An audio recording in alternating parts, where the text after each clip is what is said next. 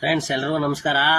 ಏನಪ್ಪ ವಿಷಯ ಅಂದ್ರೆ ನಾಯಂಡಹಳ್ಳಿ ರೈಲ್ವೆ ಸ್ಟೇಷನ್ ಅಲ್ಲಿ ಏನ್ ಟ್ರೈನ್ ಇವಾಗ ಸ್ಟಾಪ್ ಕೊಡ್ತಾ ಇದೆ ಅದಕ್ಕಿಂತ ಇನ್ನೂ ಹೆಚ್ಚುವರಿ ಟ್ರೈನ್ ಸ್ಟಾಪ್ ಕೊಡ್ತಾ ಇದೆ. ಅದು ಯಾವ್ದಪ್ಪ ಅಂತಂದ್ರೆ ಮೈಸೂರು ಕಡೆಯಿಂದ ಬೆಂಗಳೂರು ಕಡೆಗೆ ಹೋಗೋದು 3 ಟ್ರೈನ್ ಜಾಸ್ತಿ ಸ್ಟಾಪ್ ಕೊಡ್ತಾ ಇದೆ.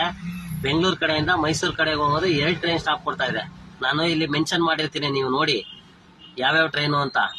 ಮೈಸೂರಿಂದ ಬೆಂಗಳೂರಿಗೆ ಬರೋ ಟ್ರೈನಲ್ಲಿ ಬೆಳಗ್ಗೆ ಬರೋ ಚಾಮುಂಡಿ 8:45ಗೆ ಸ್ಟಾಪ್ ಕೊಡುತ್ತೆ.